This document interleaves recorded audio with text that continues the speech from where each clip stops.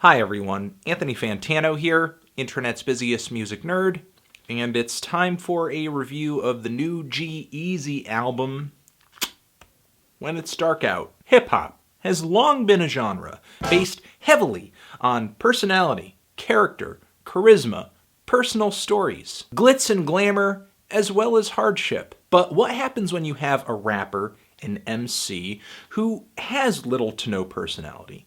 No real distinct, interesting story. You get G-Eazy. You get G-Eazy's second studio album here, essentially. We're talking about an artist here who looks more like a Gap model more than he does a rap artist. And when you actually listen to his verses, he sounds a lot like one too, as he delivers for one track after another the most bland and unmemorable bars about bands, girls, being famous, which is hard, being in a relationship, which is hard. He's like an agreeable mix of Macklemore, Drake, and Big Sean, hip-hop's most non-essential character. Actually, on the song One of Them, which features Big Sean on this record, G-Eazy goes into the track sounding a lot like Big Sean. I was actually kind of taken aback when Big Sean actually popped into the track at the very end, and I wasn't actually listening to him for the past few minutes. On the song Ordermore, we actually kind of get this trap-influenced little auto-tune ballad where G-Eazy is sounding the most faceless I've ever heard him.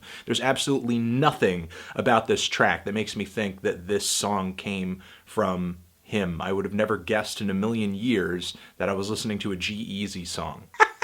It's like music for people who don't like their food spicy. You know, they can't take that extra bit of seasoning in there. You know, just order off the kids' menu, get those french fries, get those chicken nuggets. There's also the song Calm Down off this thing, which kind of gives a bit of a DJ Mustard vibe. If it's trendy on this album, G-Eazy tries to emulate it, just like his big emulative brother, Big Sean, which this album actually kind of reminds me of Big Sean's latest record, Dark Sky Paradise, in that it seems like a lot of trendy sounds, but it's trying to be dark, it's trying to be dramatic, but the lyrical content really isn't there to give the sound any type of weight. There's no witty or charming or captivating lines, and the moments where G-Eazy is trying to go through his hardships on this record, they're more complainy than they are compelling. It sounds like hip-hop that was purely crafted for a pop listening audience, a mainstream audience, especially during the moments here where we get hooks from singers that sound like they would fit so much better on like an EDM anthem or something from David Guetta. Now there are moments on this record that I like, but it mostly has to do with the top-notch production, which it seems like there was a lot of money shelled out for it, so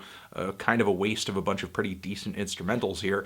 And then there are some pretty decent songs on here. I'm talking specifically about some of the choruses, about some of the melodies worked into these instrumentals. I don't know how much input G-Eazy had on any of these moments, especially given all of the co-writer credits throughout this record, but I will say whenever his verses do pop in after a chorus or right before a chorus, it's just boring as hell. I don't really know if there's too much more to say about this record because G-Eazy simply doesn't give me, or I think anyone else, much to say about his music. Again, it's just trying to be agreeable and simultaneously forgettable as possible. I'm feeling a light to decent 4 on this thing. Tran, have you given this album a listen? If you have, did you love it more than me? Most likely so. And let me know why you think it's amazing. Let me know what you think about it is so great. You know, convince me! Please. I hope you have a good day.